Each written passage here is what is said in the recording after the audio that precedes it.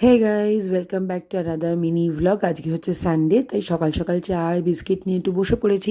আর দেখো, তোমাদের সাথে আমি একদম ডিরেক্ট লাঞ্চে দেখা করলাম। ভাত, আলু ভাজা, পটল ভাজা, মৌরলা মাছ ভাজা, উচ্ছে ভাজা, এদিকে আছে হচ্ছে লেবু, আর হচ্ছে এখানে আছে রায়তা।